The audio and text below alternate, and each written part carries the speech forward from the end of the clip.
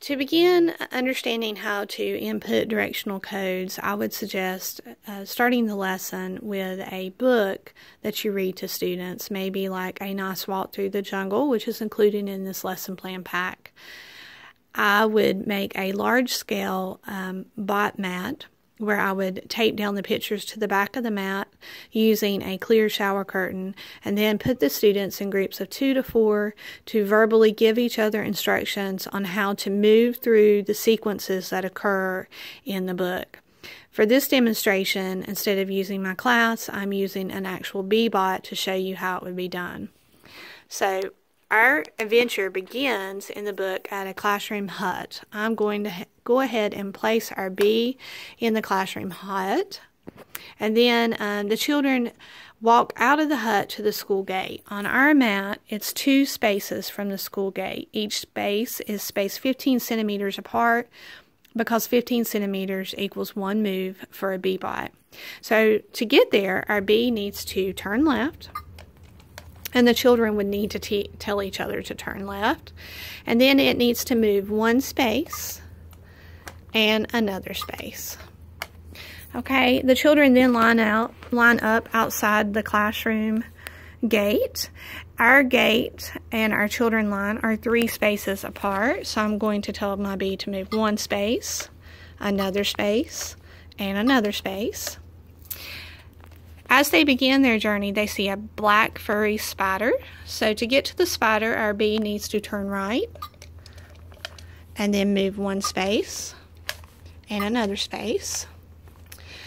Next on their adventure, they see some ants.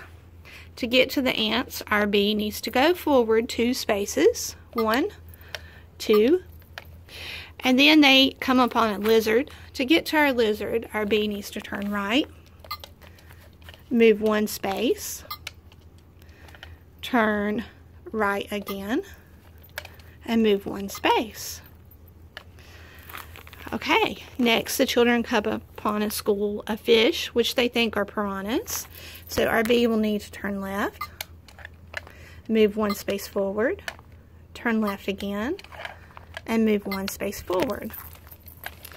The next part of their adventure takes them to a yellow tree frog. So to get to the tree frog, our bee needs to turn right, move 1 space forward, turn right, and move 1 space forward. Finally, the teacher realizes that her whole class has gotten gobbled up by a boa constrictor. So to get to the boa constrictor, our bee needs to turn left, move 2 spaces forward,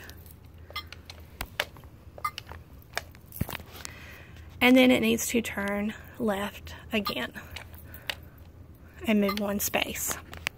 Finally, the teacher starts to pull her children out of the boa constrictor's mouth. To show the class is all back together, our bee needs to go backwards 1 space. The children then decide they're hungry and they want to go to the burger hut. So our bee, to get to the hut, will need to turn left, move 1 space forward,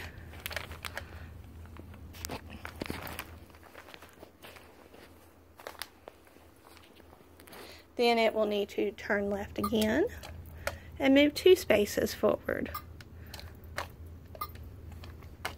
The children get there and they see there's a carnivore and a herbivore side.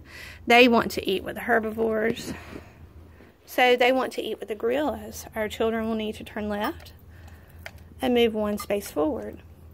And then you'll want to execute the plan to make sure it's programmed correctly. So we're going to start back at the hut, facing forward, and hit go. My mat is a little crinkled because I used Intermail courier bags, so I'm just going to hold it straight as the bee travels.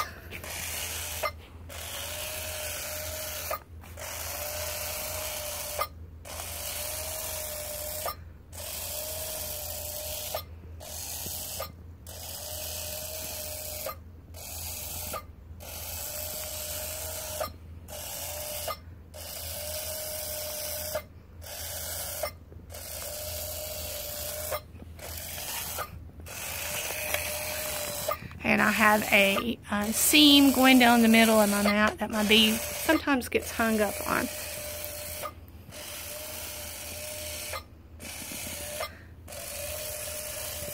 shower curtains would eliminate any hang-ups.